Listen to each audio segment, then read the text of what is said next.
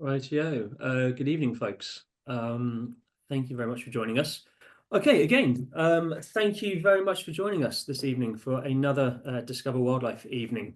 For those of you that don't know me, my name's Dan Free, and this evening I'll be hosting the wonderful Mike Dilger. And Mike will be whisking us off to Ecuador, a destination that he knows very well, and which, well, he's got a handful of slides to run through and some video and stuff, which will hopefully show you why we all rate it so highly.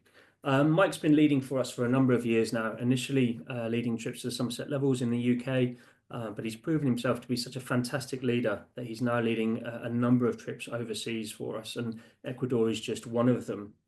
As ever, there will be an opportunity to ask questions through the evening, and I'll either answer them live or I'll put them to Mike at the end of the evening.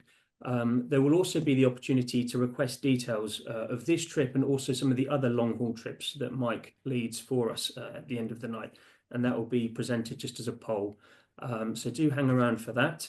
We expect the talk to take around 40 or 45 minutes, and then there should be about 5 or 10 minutes of questions. But without too much further ado, I will see if Mr. Dilger is there and hand over. Michael? Mr. Free. Fellow travellers, delighted to be here. I'm just fresh back, as Dan well knows, from the Somerset Levels. I was leading up until lunchtime today, sprinted home, got myself sorted out, put my shirt on, brushed my teeth, and here I am. So absolutely delighted, Dan, Great stuff. Talk about this wonderful country. It's good to have you with us, Mike, and looking forward to being whisked off to Ecuador on this particularly chilly evening. So I will pass over to you, mate, and see you in a bit, okay? Thank you, Dan. Señores, señoras, muchas gracias por visitarme y por oír la charla acerca del país de Ecuador, que conozco muy bien porque vivía allí por 2 años. Es mi país favorito al fuera de Gran Bretaña. Y que voy a empezar ahorita ya mismo. Ladies and gentlemen, thank you for spending your evening with me. And I want to talk about my favorite country outside of Britain, which is Ecuador, a place that I know incredibly well because I used to live there. I love this place. We did the first trip last year in 2024, and it absolutely flew. So without further ado, I'm going to get into the talk. So it's all about enchanting Ecuador, an absolutely brilliant country. And for some reason, my clicker's not working, so I'll have to use that. For those that don't know me, oh, come on. I've worked on the One Show for years. And I still work on the One Show, but obviously I do writing, talks, loads of tour leading, all with wildlife worldwide, as Dan said, principally in the Somerset Levels, and then to Speyside, Mull, Shetland, and then now I'm going abroad, which is proving absolutely brilliant. So this is a collector's item. This is me with hair and some snakes. This is to prove that I do know a lot about Ecuador. I spent a year and a half there working as a biologist. This is me about 3 stone lighter than I am now, with 3 snakes. The right hand one is a fer de lance. There's a boa constrictor around my neck, and on my left hand there's a rat snake. So when I think about Ecuador, I think about biodiversity. There's 3 species of snake in Britain: grass snake, smooth snake, and adder. And here's me having found 3 snakes in Ecuador in about 3 minutes. So it's an incredibly rich country, and one that I've just adored. The first time I went was back in 1993 when I worked as a biologist, working on my master's project on the biodiversity of moths in the cloud forest of Ecuador. I put a trap in the cloud forest, I put a trap outside the cloud forest, and came to the stunning conclusion: if you chop the trees down, then the moths start to disappear.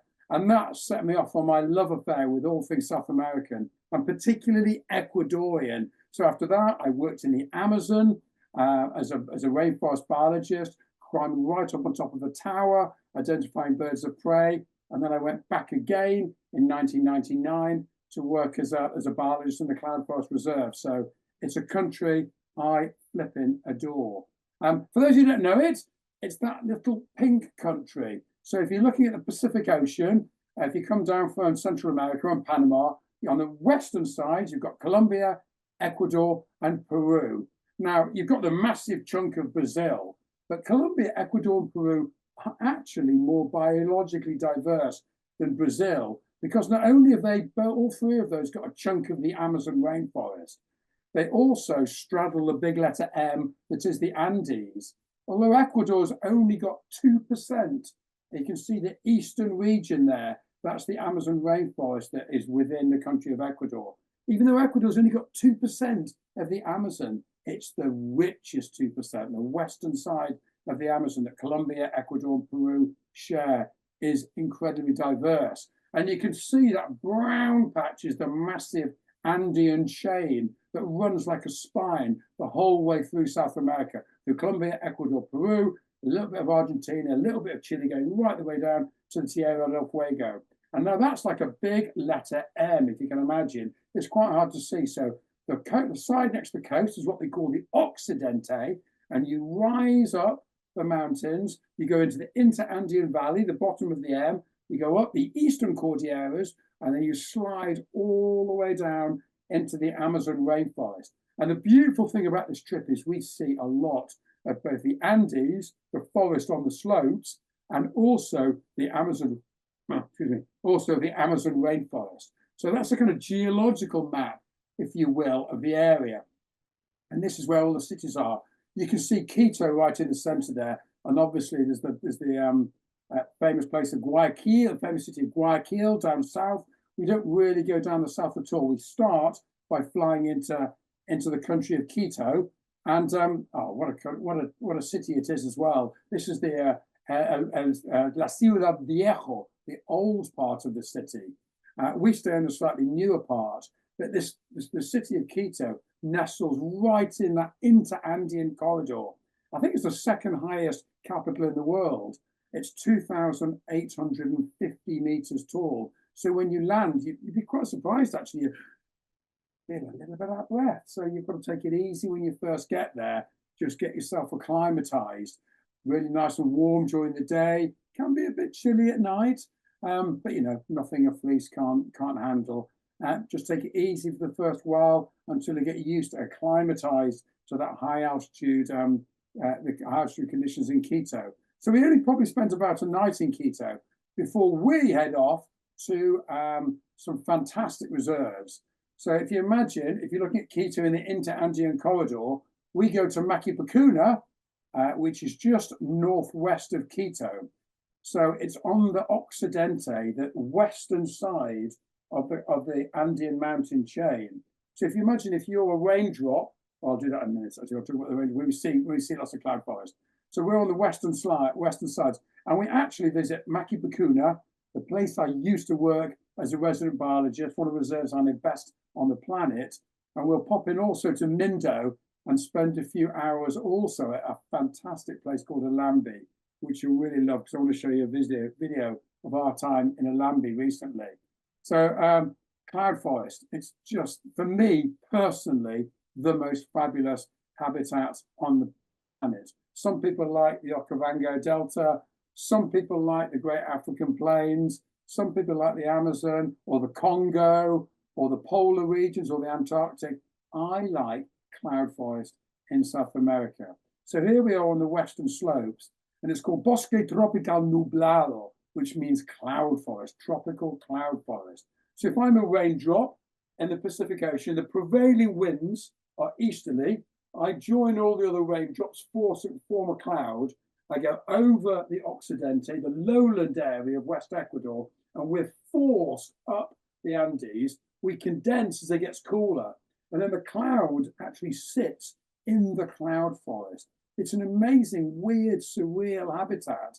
I mean, quite often you can see the trees appear, then they disappear. It's beautiful. And because there's so much moisture in the air from those clouds, you get this fantastic lifestyle where you get an epiphytic lifestyle, where you get plants living on plants. So the cloud forest of Ecuador and Colombia, the northern country, are the world epicenter for orchids, epiphytic orchids, and epiphytic bromeliads, these amazing tanks that big flower spikes that live right up in the canopy. The reserve I worked at, Los Cedros, that I first went to, had 250 species of known orchid. And when you bear in mind, this is about, it's about the size of the inner centre of London, whereas the whole of Britain has got about 56 species of orchid. So it's a diversity that's off the Richter scale. So here's the cloud forest. A little bit of deforestation lower down, but some of this forest is astonishingly important. I mean, Norman Myers is a chap who talks about biodiversity hotspots, and he said the cloud forests of Ecuador, Colombia, and Peru were the hottest of all the hotspots. They're quite often threatened. They're cut down for pasture. So the remaining chunks like Macabacuna, like Mindo, like Alambi are really, really prized. And they've just got a whole range of really rich species, but also endemic species found hardly anywhere else. This is the place I know incredibly well. This is Macabacuna Lodge, where I spent a year and a half of my life working as the resident biologist. And as soon as you arrive in Quito, the first place we go to is Maki, where I know lots of the staff. This is a picture of some of the guests who went this year, walking some of the trails. The trails are really well marked. It's forest at altitude, so sometimes it's a little bit steep, but we always take our time. We're never rushing when we're walking around these forests because there's just so much to see. And you can see there how rich and verdant the vegetation is. There's plants lower down, there's moss in the trees, there's orchids growing up the top. It is a really rich habitat. These are these big epiphytes that I talk about, these big airway leaves that hang down like massive big kind of almost dinner jackets that hang down from the trees. And they're up there because that's where the light is and that's where the moisture is as well. I mean, they're beautiful places when you get in the morning. They are, of course, wet, but the weird thing about the climate there, it does have, for example, 7, 8 meters of rain a year, as opposed to what, 2 in Britain. But quite often you get dry mornings. We go in April, which theoretically is the wet season, and we saw a little tiny bit of rain when we were there in April. So we get out early in the morning, have an early breakfast, or go out early before breakfast, really hit the forest hard, see loads of birds, hummingbirds, toucans, parrots, all that kind of stuff. Then come back for breakfast, go out in the morning, have a little break in the afternoon in the hammocks, and then go into the forest again. And here's those orchids I talked about, these orchids that are not terrestrial, like all our orchids growing out of the ground. They're living up in the canopy. Sometimes they're low down and you can see them, but quite often they're growing really high up. And the way they're often discovered is a branch breaks off, falls to the ground, and then the orchids are suddenly revealed because they've come down to earth. And Macabacuna's got an orchid garden where branches that have fallen down, they've put them into a collection. So you can walk around and have a look at these absolutely astonishing plants. This is a genus Dracena, absolutely wonderful, and with a kind of beautiful sepals and petals. So you get the 3 petals at the back, or 3 sepals at the back, and you get the 3 petals, those curly white ones, and that big lip, the labellum. So yeah, the orchids are just sensational. This is probably the most famous plant in Ecuador. This is called Bromelia de mano, which is the hand bromeliad. And if you've not heard of a bromeliad before, then you eat one on a regular basis, which is, of course, is pineapple. So this almost looks like a pineapple that's been kind of compressed. So these plants often grow halfway up the tree and they form these big bromeliad tanks where they collect water in. Quite often you can find poison arrow frogs or other frogs inside that little kind of reservoir of water. Animals will come down to drink from there as well. And this is the national plant of Ecuador, which is really common at Macabacuna. So that's Bromelia de mano in the pineapple family. And the whole of that family is entirely confined to South America, apart from one species, which is found in the armpit of Africa, which shows you that South America and Africa was part of this supercontinent called Gondwana land. And then they separated away because you can fit South America right into the armpit of Africa. And one species of bromeliad got over in Africa before they separated, and that bromeliad family massively diverged. So looking for the orchids and bromeliads when you're not looking for mammals and birds is a really lovely thing to do. The plants are off the Richter scale. I mean, hugely important for medicinal uses, of course. Quinine comes from South America, comes from the cinchona tree from the cloud forest of Ecuador. And this is a plant they call lengua de suegra, which means mother-in-law's tongue, because it's got a little wicked tip to it. But this is a really important medicinal plant called sorting out kind of various blood disorders. So it just goes to show that these places are not just fantastically biodiverse, they're a repository for the most astonishing number of chemicals. There are cancer cures out there in these forests, which is why it's so foolhardy that we chop them down before we've even explored their full potential, which is frankly vast. The birds, I mean, people probably know me from the one show and from the tours that they've joined me on, know that I'm mad keen on birds. I mean, for me, feathers slightly trump fur, although there is an animal with some fur that I was very excited to see on my Ecuador trip, which you'll see in a bit. But the birds are astonishing. So when we first arrive at Macabacuna, we arrive on the bridge, and then there's a river right in front of us, and we have to cross the river to get to the lodge. It's about a 20-meter bridge. I follow by another 20 meters, and you're in the lodge. You get your first glass of sangria, or whatever, a cup of tea, or a beer, a cerveza, if you fancy a beer. But before you go for your beer, look down, because you might see this. These are torrent ducks. I saw the female torrent duck when I was there this time, and went a little bit further on in the trip, we saw male and female torrent duck brilliantly together at Guango Lodge later in the trip. But it's a sexually dimorphic species. So the male's on the right, black and white, the female's on the left, that grey and rufous colour. And they're just amazing. They're like dippers. They love that torrent of water. They like tumbling around in the water, looking for aquatic invertebrates. So that is probably the most exciting duck that you can see in South America. Frankly, it's just beautiful to look at. When I first went to go to Ecuador, I just wanted to go and see hummingbirds, because they're just colibris, as they call them in Spain, or picaflores, because they kind of feed on the flowers. They are just the most amazing group. I remember going out when I was first working there, and I took out this lady, and she got the most enormous amount of lipstick.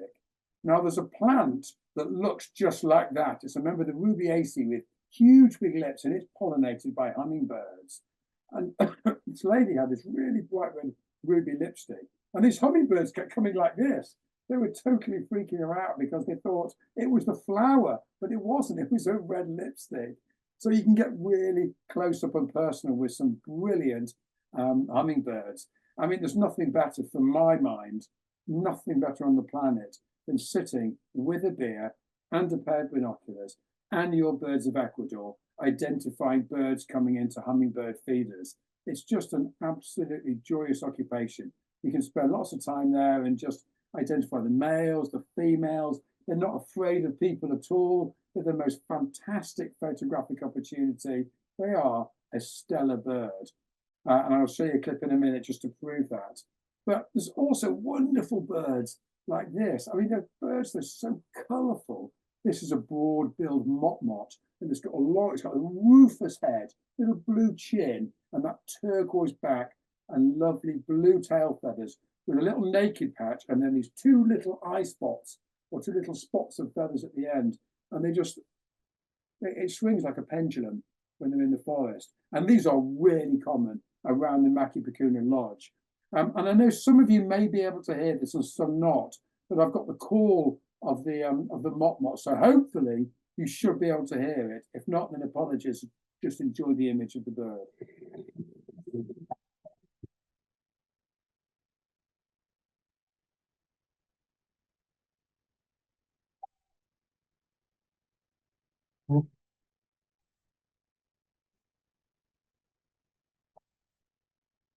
Fantastic bird. It goes, ah, ah, ah. It's haunting going through the forest.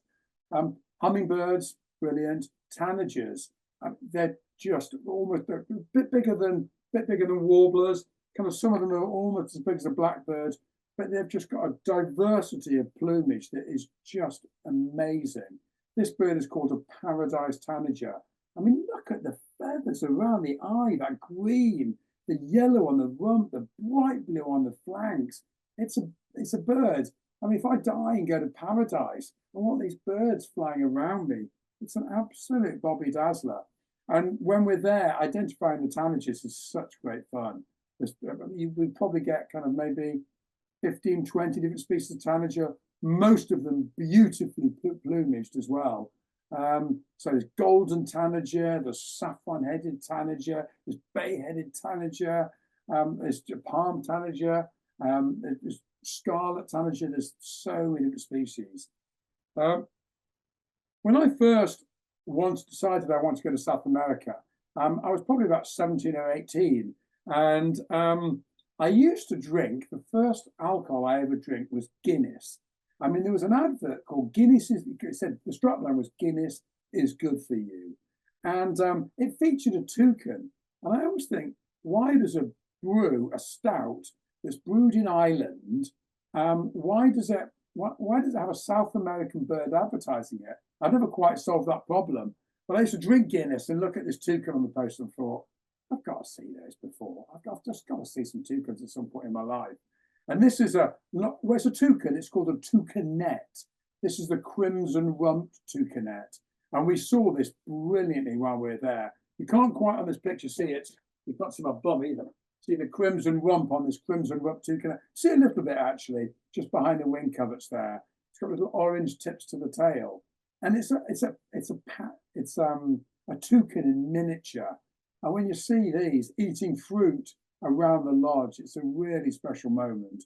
So yeah, hummingbirds, tanagers, toucans, and little things like this. The crimson-rumped toucanet, one of my very favourite birds. What a stunner. If I had to pick one bird on the whole planet that is my favourite bird, it'd be this, Gallo de la Peña, which means in South American or South American Spanish, cock of the rock. This is a male, the beautiful males. They're sexually dimorphic as well. So the females are really olive coloured. They're very kind of camouflaged. They're not at all like this absolutely fine dapper specimen of a male. And it's a lekking species, a bit like capercaillie or black grouse in the UK. So the male's whole purpose, they don't do any child rearing whatsoever. Their whole purpose is to look fine. And they go to a lekking tree dawn and dusk every day, and they display it at lek site. And they just do this fabulous call where they flap these black and silver wings and go, oh!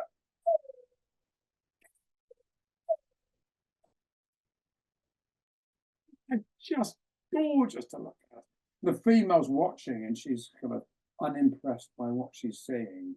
And she flies off and the males are all downhearted and dejected and their crest slightly flops. Then another female turns up and they go for it again. So we'll have an opportunity at Mindo to visit Gallo de la Peña lek, a cock of the rock lek. You have to get up super early, but there's it's a good incentive to get out of bed when you see a bird like that displaying. So yeah, I'm really excited. We saw them distantly this year, but we're going to a different place next year. So hopefully we'll get a chance to be front and center on this fantastic lek.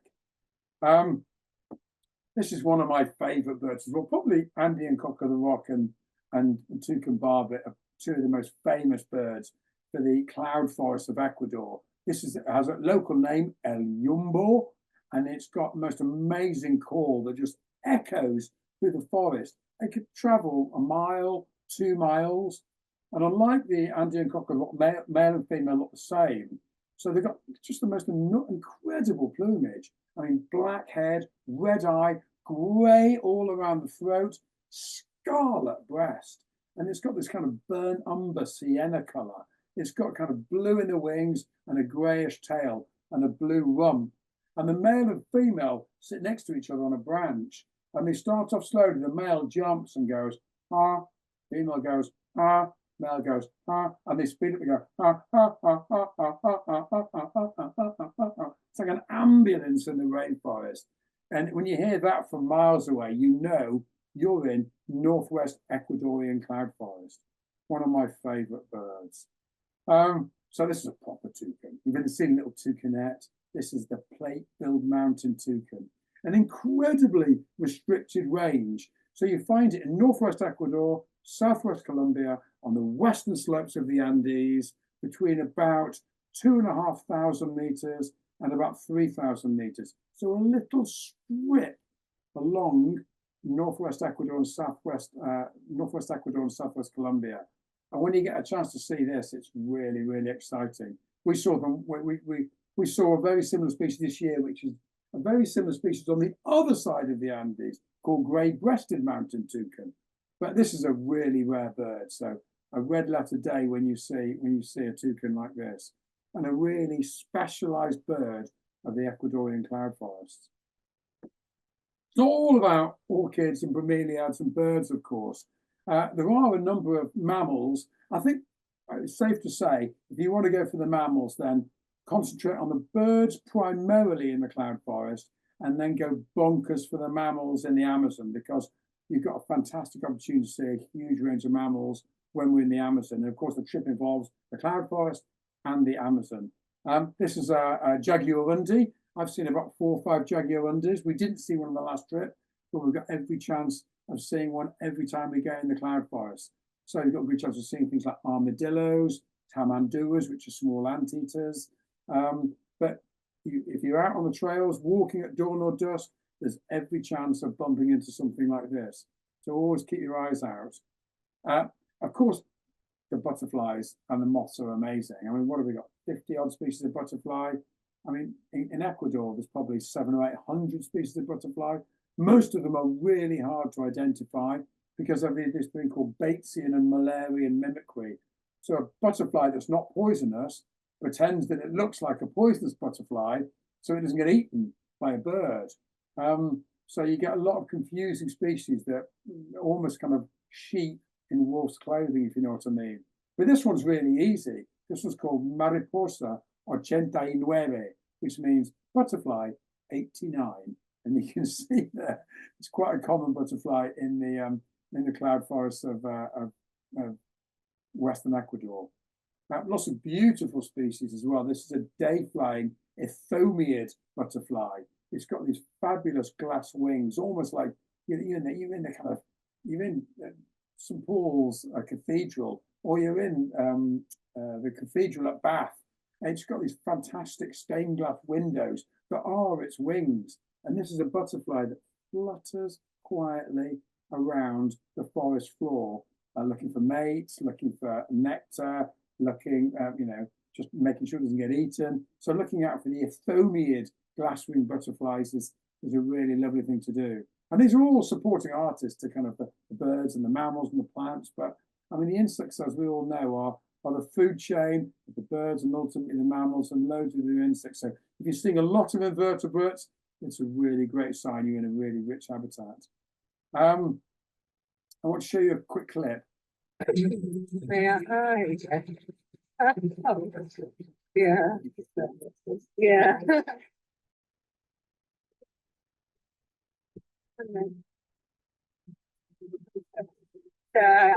Yeah. Look at that. 3 the same. 3 the crowd. Come on then, and another one. 4 the same. Any events on 4? Wow. That's just a little clip of something that we filmed this year at Alambi. So we went to Makipakuna, up to Mindo to go for the Andean cock of the rocks and the toucan barbet, and then we pop into this amazing place called Alambi. I don't know if you can hear it because sometimes there's an issue with sound, but that was filmed by me with 2 of the lovely ladies that went on this trip last year, Dinah and Alison, and they give them these little feeders, and you can feed the hummingbirds. There were 4 purple-throated wood stars on Dinah's little pot there, and then right at the end with Alison, an Empress Brilliant came in to feed on her pot. So, I mean, if you want to kind of feed, I take people up to Speyside and we go and look for crested tits, and then we hand feed the coal tits. But believe me, I mean, hand feeding coal tits is quite cool, but hand feeding hummingbirds is just brilliant. So you get a chance to do that as well. Before we go off, we'll go back down to Quito, we'll pass through Quito, and we'll go to this amazing reserve called Chacana. Toucan is a new reserve set up by an American NGO based down south, and it's a really brilliant reserve. So you're way up above the level of the forest. We're talking kind of 3.5, almost 4,000 meters up, right on the eastern slopes of the Andes, just coming right up the eastern Cordilleras. And we're going there for two rather special animals. This is the amazing mountain of Antisana in the background. So we drop down, we go up and over, we drop down into Quito, then we go back up the eastern side, slowly working our way towards the Amazon, and we go really high up in the eastern Cordilleras, that right-hand side of that big letter M that I'm talking about. So you're right up here. You've got massive mountains like Antisana, Chimborazo, Cotopaxi. Cotopaxi I've climbed, which is I think 1 meter lower than Kilimanjaro. So some of these mountains are 5,000–6,000 meters. You can see there, for example, you see the forest lower down, but the mountain itself is way above the forest line. The trees can't survive at that altitude, and that's what they call paramo, and that's where two really special animals live. So we'll be going to Chicana and Antisana, and here we are. We're really high up there. I took this picture this year. We're looking right down at the river, and this is the reserve of Chicana. It's like pampas grassland, if you can imagine, from Argentina. So I've taken that picture, and we're about 3,800 meters up there. And there's a big cliff just round the corner. And that big cliff holds the bird, the South American bird with the biggest wingspan. We're talking the Andean condor. So these are some of the pictures that I took of Andean condor. And hopefully you should be able to hear some music with some panpipes that are playing over the back while I show you this amazing bird. And these are all my pictures that I took of the Andean condor. There's Chuquiragua, this is one of the plants that's up there. And here we are, there's the cliff face. And hopefully you will be able to hear the sound of the panpipes.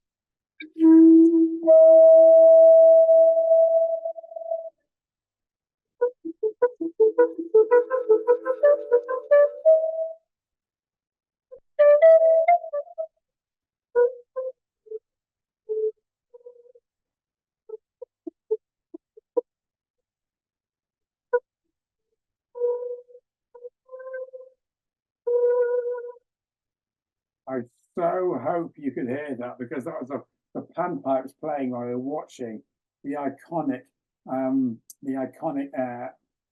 Andean condor. Of course, I said two species: the wheel, the iconic bird, the Andean condor, and the real Paddington bear. The old name is spectacle bear. The South Americans would rather it be called Andean bear, because quite a few of the animals don't actually have spectacles or a pair of goggles. This is a bloody awful picture, because it's my picture taken through the scope of a spectacle bear we saw there. And that was the first spectacle bear I'd ever seen. I got very close to one in 1999 when I was working there. One was at Makipakuna, and it ran off through the vegetation, and all I saw was the vegetation shaking. And I've wanted to see this animal forever. I loved Paddington bear as a kid. My son loves Paddington bear.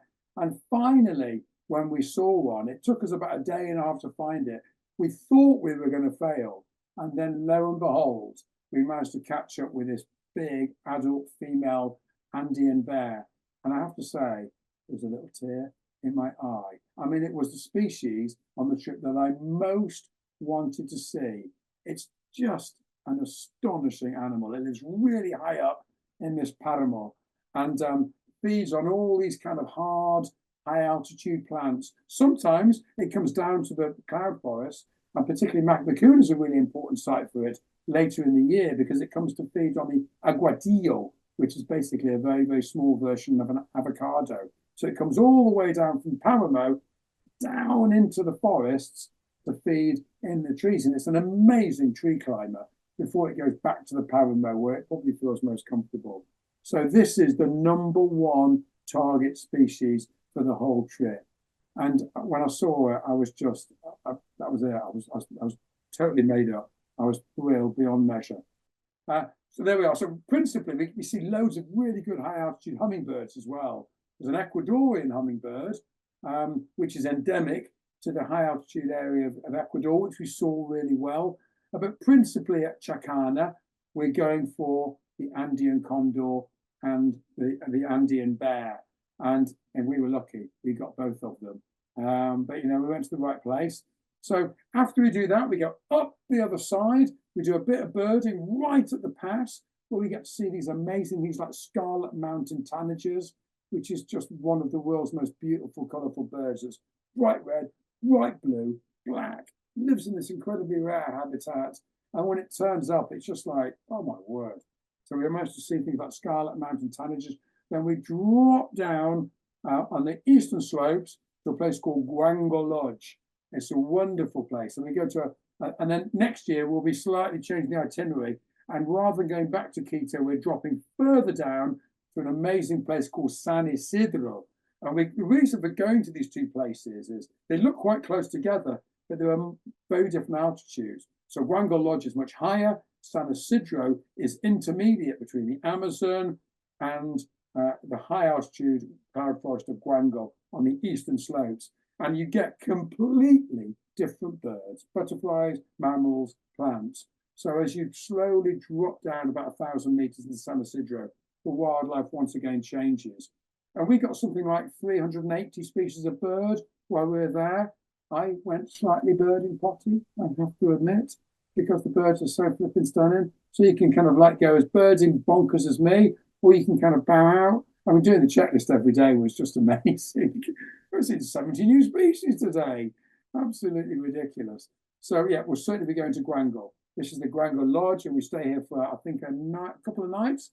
And this is the bird we're after. It is the bird with the longest bill in relation to its body size in the entire natural world. And so there's, I think there's something like 11,280 species of bird currently described to science. We've lost about 120 species to extinction, like the great auk, like the dodo, like the passenger pigeon, the Carolina parakeet. But this bird holds the record for the biggest bill. And when we saw it, oh my word, it's frankly extraordinary. I mean, it just looks preposterous. But there is a flower that it pollinates with a huge long corolla. It's like Bugmansia, one of the devil's trumpets, that this bird pollinates. So, I mean, it's not just showing off with a frankly enormous bill. It serves a hugely important function because it's got a very close relationship with that plant. So seeing that was just off the charts. Fantastic. And this is Richard Stringer, who was one of the guests, took this frankly brilliant picture of, this is the grey-breasted mountain toucan. So we're at Guango Lodge. We managed to see some brilliant hummingbirds, some things like turquoise jay and Inca jay, and some chacalacas and guans. And then we went to this area where they put some grapes out, and then hopefully a grey-breasted mountain toucan comes down. And we spent 10 minutes there thinking, not sure about this. And suddenly it just turned up. And Richard got an absolutely melting picture. So thank you, Richard, for letting us use your picture you took last April of that amazing bird. Here we are, look at that. That's really common around Guango Lodge. And they do this fantastic thing. They put a light on at night and a big white sheet for moths. And it pulls in the most astonishing array of birds. So you get up at dark, you go into this little tiny hide at Guango Lodge, and birds like this turn up. And you're like, oh, it's like shooting fish in a barrel. They're coming in to feed on the moths that are on the white sheet, and you're just seeing the most astonishing birds, like turquoise jay. And also trogons. There's quite a few species of trogons. These are quite closely related to quetzals. I think this is a female masked trogon. You have to look at the undertail coverts. And if it's got fine bars, it's one species. If it's got broader bars, it's collared trogon. So I think this is masked trogon. Another species that I actually found on both slopes of the cloud forest in Ecuador at fairly high altitude. And it's one of the Guango Lodge specialities. This is the place we'll be visiting while we're there. This is San Isidro. So once again, we're sliding down the Amazon. We'll be driving down to San Isidro. And this is only a couple of hours really, from the town of Coca. which is the jumping off point for the Amazon. So we'll spend a night or two, I think it's a couple of nights at Coca, a couple of nights at San Isidro, getting to grips with all the other birds, kind of getting more birds before we finally go off to the Amazon. And we'll be looking at more tanagers, of course. This is a saffron-headed tanager, which is one of the special birds at San Isidro. Get a chance to see maybe 1 or 2 mammals there. This is an agouti, a black agouti, which is a kind of like a very small version of a capybara. And then we'll go to the Napo Wildlife Centre, which, I mean, it's probably the best place I've ever stayed at in my entire wildlife watching and tour leading career. It is absolutely amazing. I mean, all the guests, we just couldn't believe it. They just landed with their bum in the butter with this place. So we arrive in Coca, we take a 2-hour boat ride up, and then we transport into these amazing canoes. And we basically, there's 2 big reserves in the Ecuadorian Amazon. There's to the north of the Rio Napo, you can see Napo just below San Isidro. To the north of the Rio Napo, there's Cuyabeno, and to the south, there's Yasuni. And we're going to Yasuni. So we break south and we go up this amazing creek, the Anyango Creek, and we're in paddles. We're in canoes that are paddled by a guide up front and a guide below. And we are sitting back and watching wildlife and photographing it to our heart's content. So they will kayak up this little creek for about an hour and a half, and then we'll arrive in this huge big laguna with the fabulous lodge in front of us. This is the Amazon rainforest, of course. For my money, just the biggest and the best rainforest in the world, the richest habitat on the planet. It's got more wildlife than you can shake a stick at. And just look at that picture. I mean, just every single tree is different. There's a very interesting phrase about working in tropical forests, saying what's common is what is rare, and what's rare is common. So what I'm trying to say is there are no common species, but rare species are quite common, because that's different to that, that's different to that, that's different to that, that's different to that. And you might not see that tree again for 2 or 3 hectares. So almost every single species of the tree is different. So the common species are rare, and the rare species are common. So the area of Cuyabeno and Yasuni has the highest diversity of trees in the world. There's something like 243 different species of tree per hectare in Cuyabeno and Yasuni. So just visiting this habitat is just, I mean, it's on the bucket list, something you have to do before you die. You have to go and see the Amazon rainforest. This is us kayaking in. You can see us kayaking up the Anyango Creek. There's the lake at the end, Cocha Anyango, which is the Anyango Lake. And these huts with the tower is where we will stay for, I think we stayed for 4 or 5 nights. I can't recall. I think we stayed for 5 nights. It was just, I didn't want to leave. I was dragged kicking and screaming back into the boat. We just cleared up. We saw every single species of monkey, saw both species of sloth. We saw the most astonishing array of birds. The back of the guy you can see is a guy called Pedro, and the guy in the front is Mariano. Mariano is a local community guide. I mean, he's born and bred in Yasuni, and all the money from the endeavors of that lodge go to the local Anyango community. Every single penny goes towards protecting the community, protecting the rainforest. And there's no better of example of a community-driven initiative than going to Napo Wildlife Centre. And Pedro speaks English, brilliant English, and great Spanish. I speak fluent Spanish. So we were yabbering away in English and Spanish, and Mariano knows the Amazon rainforest, the Western Ecuadorian rainforest, like virtually nobody else. He's one of 4 elders who started the whole project off about 30 years ago. And it was just a privilege to spend some time in his company. I adore these people. This is where we stay, a fantastic tower in the middle. And each one of those huts will be our lodges if you come on the trip. I mean, it's just amazing. We had a WhatsApp group who were trying to kind of ping each other, messages going, I've got a macaw, I've got a giant river otter, I've got a caiman, seeing all these amazing wildlife swimming right past us. So the lodges, the individual lodges are beautiful. And right below the tower is where we'll dine every day. So going out, I mean, this is at dawn, beautiful, looking right over the Anyango Creek. And so quite often we go out very early in the morning to go and get our fix for wildlife. It's nice and cool. It gets a bit hotter later in the day, and that's the time for the hammock. That's the time for cerveza or un café de té, un café, un té, or a cup of coffee or a cup of tea. So you know, you go out early in the morning, you come back and have a nice breakfast, a nice relaxation. So going out early is really important. You can see birds like this. This is a photograph I took a few years ago. This is a potu in front of the moon. It's like a weird animal that's half owl, half nightjar. And we heard the bird singing most nights we were there. It goes, just drops down scale. It's just a fabulous bird. And when you hear that, you know you're in the Ecuadorian Amazon. Hard bird to see, the common potu, but these are really easy to see. This is the Hoatzin.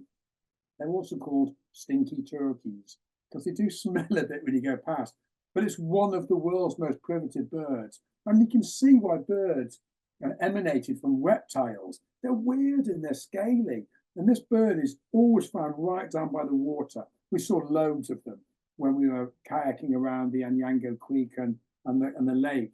And their mechanism of escaping is diving into the water. They don't fly off. Their escape mechanism is diving underwater. And they make this funny noise like they've got kind of really bad laryngitis.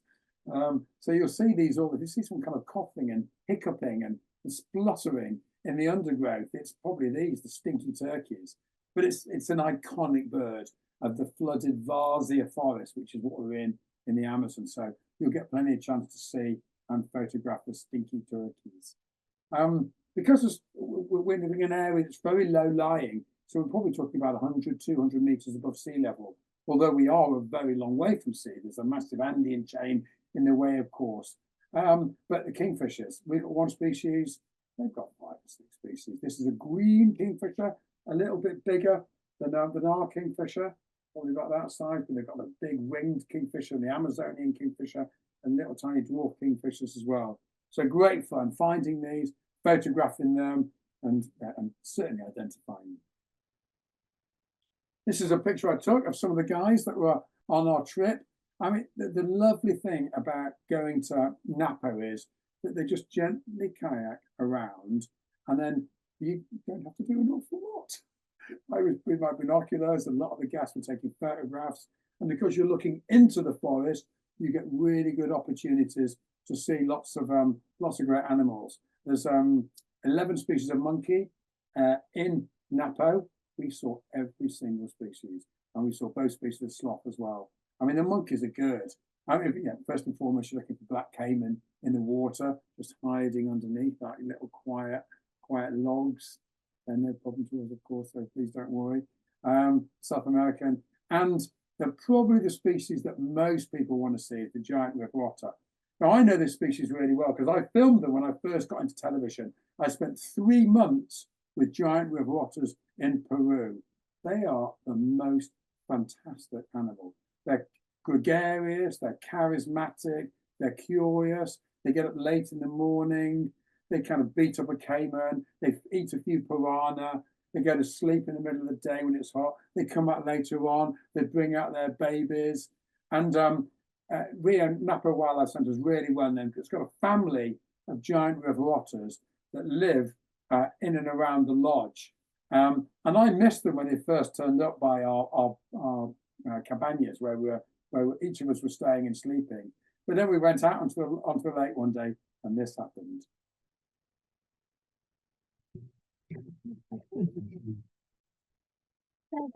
That's a young one.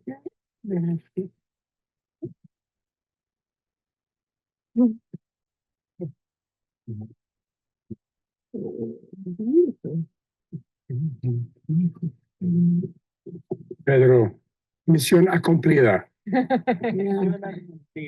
Very good. Excelente, Mariano. That was just a little video that I shot with my iPhone at the back of the boat as a family of giant river otters went straight past us. We were all I almost fell out the boat. I was so excited. It was just amazing. I mean, they're massive. They're like, you've seen otters in Britain, they're about a metre. We're talking an otter that's 2 meters. It's an otter on steroids. It's the best, biggest, and most exciting and most charismatic otter in the world. And we get a chance to see them at Napa Wildlife Centre. But also, as well as spending a lot of time in the canoes, we'll probably spend 50% of our time gently being kayaked around by people like Pedro and Mariano, and 50% of our time walking in the forest, looking for the birds, the bees, the butterflies. And this is a shot of the kind of the forest that was there while we were there, following trails. We've got a guide at the front, we've got a guide at the back, we've got the best experts in the world with us, and they're pointing out amazing things about this beautiful forest, including this bird. This is called the musician wren. Now, I apologize once again if you can't hear it. I've got the song of the musician wren, and for my money, it is the world's most beautiful song. Now, this bird just hardly flies. It's like a little wren, and it just walks around the forest floor, just singing this most beautiful song. So apologies if you can't hear it, but you just have to imagine a really fantastic song. So this is the musician wren singing. Just a beautiful bird. We're almost finished, so just to show you a few more pictures. I mean, one of the problems of the Amazon is that when you're in the water, you can see into the forest quite clearly because there's no trees surrounding you. But quite often you're walking the forest, it's really hard to see the birds up on the top. But Napa Wildlife Centre have got that solved. This is a massive kapok tree. So you have to climb up on the ladder. Or it's not a ladder, actually, it's stairs. You're going round and round stairs. And the kapok tree, the Saber pentandra tree, is what you call an emergent. It's one of the biggest trees in the forest. And they've built a platform up on top. So you can see all the birds and the mammals up the top. And that's where you get a chance to see birds like you've never seen before. Things like swallowtail kite up above us, and the macaws. This is scarlet macaw with a clear face and the red, yellow, green, and blue in its wings. And we also go to a macaw lick where we'll see scarlet macaws. And this is the one right by the edge of the reserve. You can see blue-headed parrots there. There's mealy parrots. There's Amazonian parrots there as well. So we'll be in the boat looking at the lick. I will also be up on the canopy looking for scarlet macaws flying past. I did promise you mammals. We've seen a lot of birds, I know that, but the mammals are really sensational in the Amazon. And the great thing is we've got experts who know where to find them, how to look for them, how to hear for them. This is a woolly monkey or chorongo. So one of the most difficult monkeys to find, actually, but we kept seeing it all the time. So we're delighted with that. And this is one of the most beautiful monkeys. This is squirrel monkey. Particularly when we went up and down the creek, we managed to see a party of squirrel monkeys. So the squirrel monkeys are really common. And this is the really special monkey. This is the saddleback tamarin. This is endemic to Western Ecuador. It's not found the other side of the river.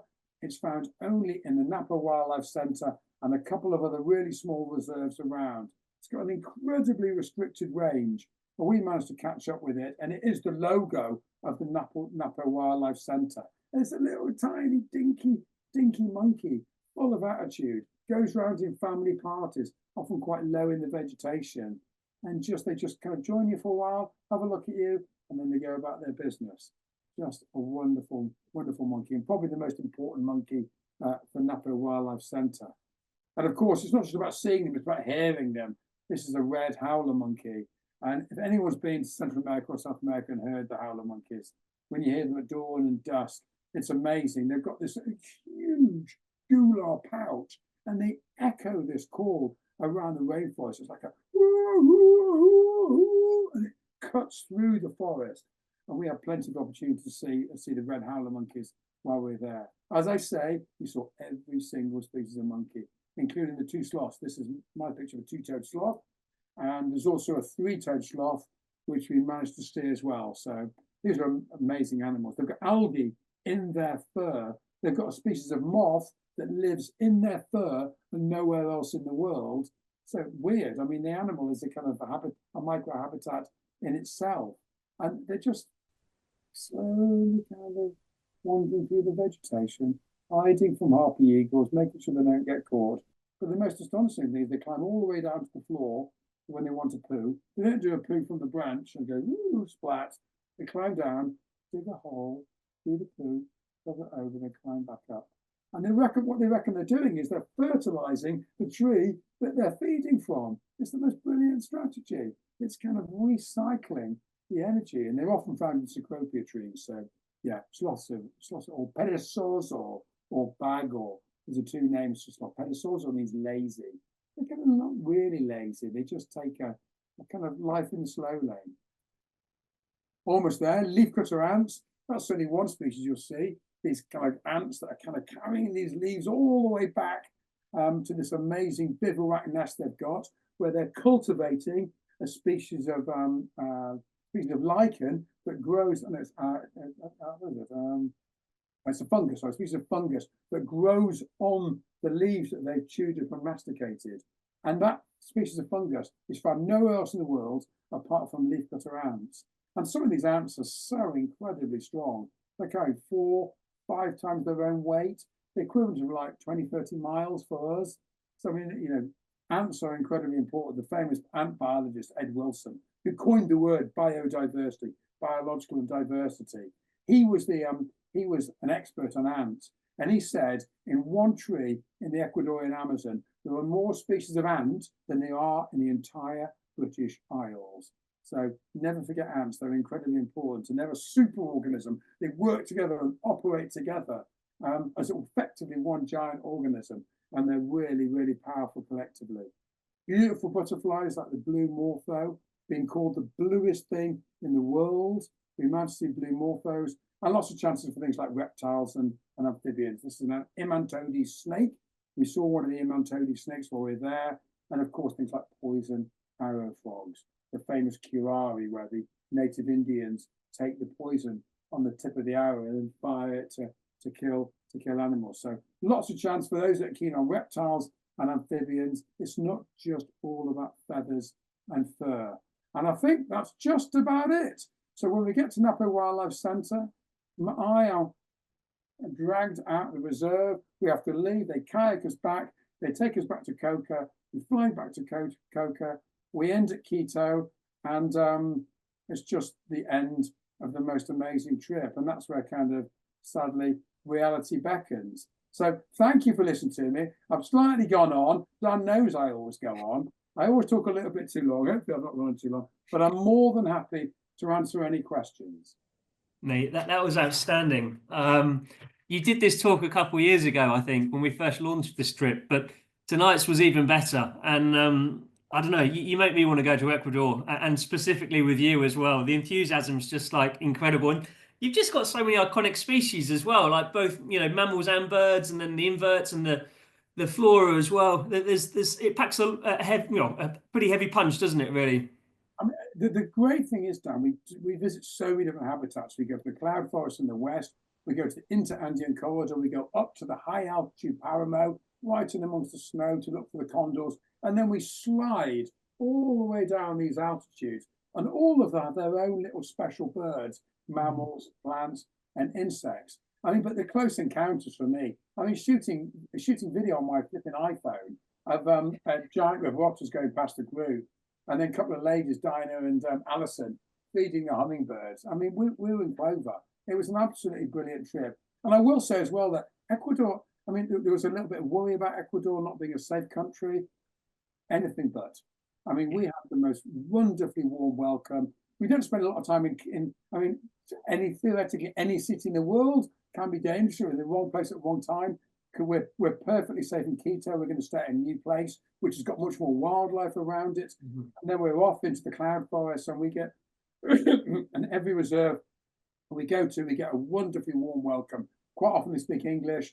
I speak Spanish as well. So between us, and we've got, I know a lot about the wildlife, but we've got brilliant guides every step of the way. So yeah, it's just a roller coaster. And the Amazon's a really brilliant way to end, because you're going uphill and down dale looking for the spectacled bears and the toucans, and then you take it easy in the Amazon, in the kayaks. It's a brilliant trip, Mike. It's a brilliant trip. And for anybody that wants information about it, I will just launch the poll, so that should you wish to see the detailed itinerary for this one and perhaps join Mike later this year or next year, we have availability on both trips, then do request that itinerary and have a read of that, and come back to us with any questions. I mentioned at the start of the evening that Mike does lead a lot of trips for us, both in the UK and overseas, and we couldn't list every possible trip that Mike leads this evening, so we've just concentrated on those ones which are overseas. Mike will be talking on some UK trips in a couple of weeks' time, so we'll have a look at those ones then. But for tonight, Mike, I don't know if you want to give a quick overview of those trips which you lead for us overseas and that we've listed here tonight. Well, when I first met you, Dan, and I said I'd like to go to Ecuador and Papua New Guinea, and you went, "All right then, Mike." And I said, "Thanks very much, Dan." So Ecuador, we led for the first time last year, and it was, I mean, for the first trip, there's always a couple of niggling issues, but the bottom line is we saw all the really key species we wanted, all the monkeys, all the great toucans, the spectacled bear, the Andean condor. It was an absolutely brilliant trip with a fabulous group. So I obviously talked about Ecuador. I've been to Madagascar 3 times with Wildlife Worldwide. Every trip, it gets better and better. And we had Dan's assistant, Ian, is my line manager for my Madagascar trip. And he got back and he said, "Ring me when you get back, ring you get back." And he said, "How'd it go?" I said, "I can't fault it. It's absolutely flawless." We go to the most amazing, iconic reserves. We see indries, we see veroshifakas, we see mouse lemurs, we see fantastic chameleons that are this size, and chameleons that we see the largest chameleon in the world and virtually the smallest chameleon in the world. We saw the newest described species of chameleon that has only been discovered to science 8 months ago, and we were lucky enough to see it when we were up. We see, of course, the famous eye, which is the most extraordinary animal in the world. Half bird, half gremlin, half mammal, it defies description. I mean, it is in the top 3 world's most extraordinary animals, and we're pretty, I don't like to use the word guaranteed, I don't like to use the G word, but we are pretty guaranteed of seeing eye because they've become habituated and we see them really well. And so the eyes, so Madagascar's amazing.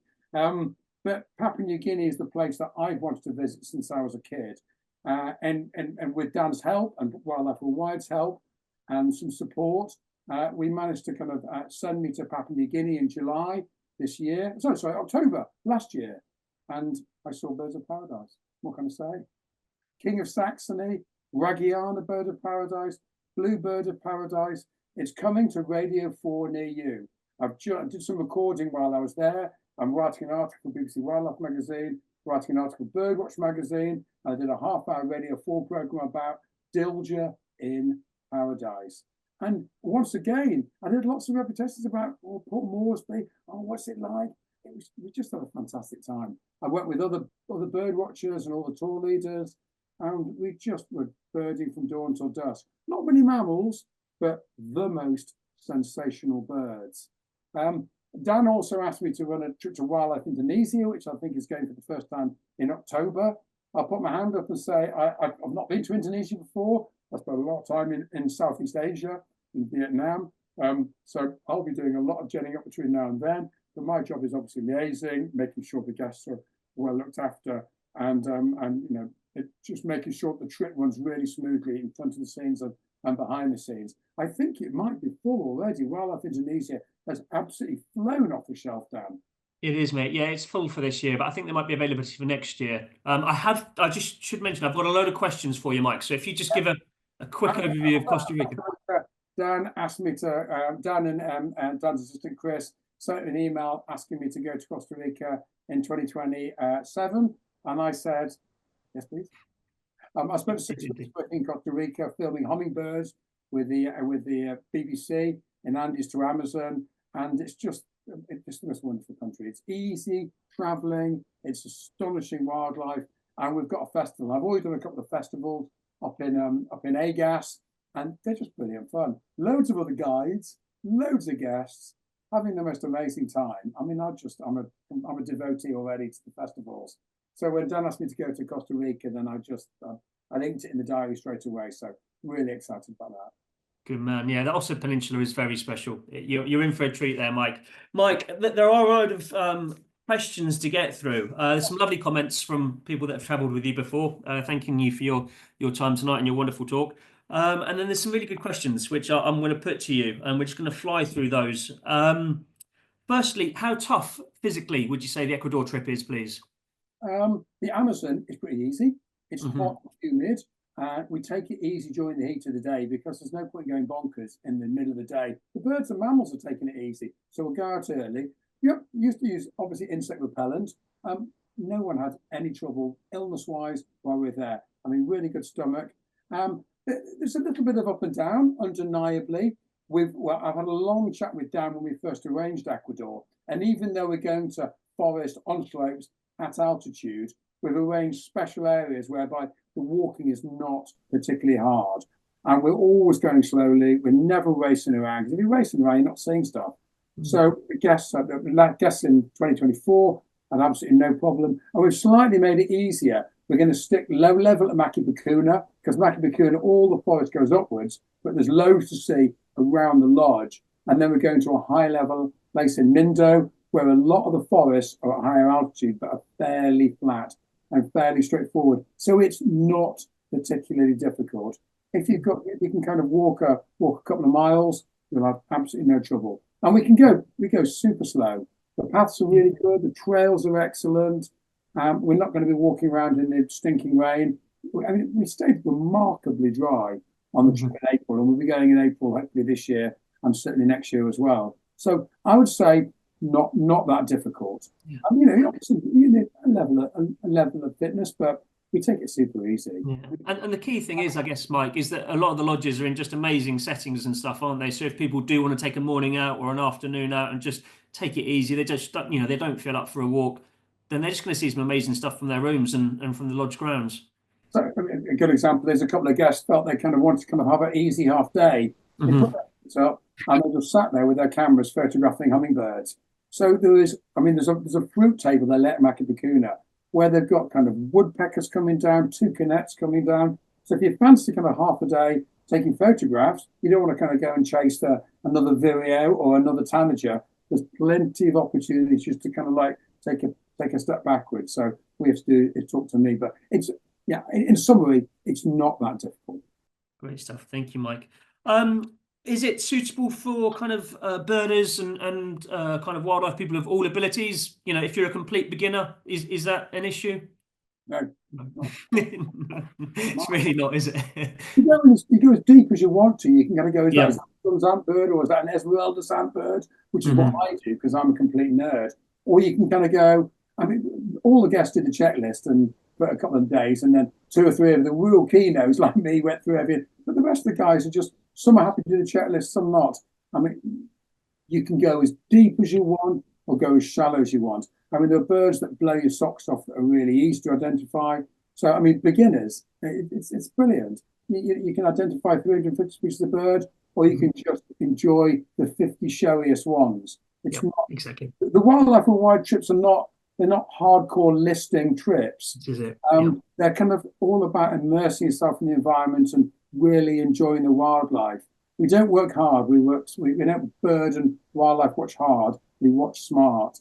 So it's totally for beginners and totally for experts as well. If you want a big list in Ecuador, I'll give you a big list in Ecuador. If you want to see lots of monkeys, toucans, and sit with hummingbirds for 3 hours, you can have that as well. Absolutely. And you take a scope with you, don't you? I mean, you mentioned it earlier, but that scope. Yeah. I didn't use the scope much until we went to Chicana. When we're in the Paramo, we're scanning, looking for the condors and also for the spectacled bear. And the only other time we used the telescope was when we were right high up on the forest platform in the kapok tree. When you're scanning the trees, looking for toucans and looking for macaws. When you're in the forest, you only need one scope. So I take my scope and concentrate binoculars and camera. Absolutely. And the food, Mike, the food is good throughout the trip. You eat well and you're well looked after. We had absolutely no problem with food. It's really lovely, very lovely kind of artisanal, local food in Ecuador. We're having quimbolitos and rice and just really tasty food. I'm a veggie. I ate a little bit of fish that any meat. I had no problem whatsoever. The food was unbelievably tasty. And I have to say, in Napo, it was world class. It's easy as Mm. that. It was just so delicious. Breakfast, lunch, and dinner. You can eat as much or as little as you want. And yeah, I thought the food was mind blowing. Really good. Good stuff, Mike. Peter has asked, is there Tara out there? There is Tara, I believe. You need a Tara. Oh, Tyra. Yeah, Tyra. I've seen Tyra. Sorry, Tyra. I've seen Tyra a few times. Hmm. It's not the easiest thing to see. I've seen it probably 4 or 5 times.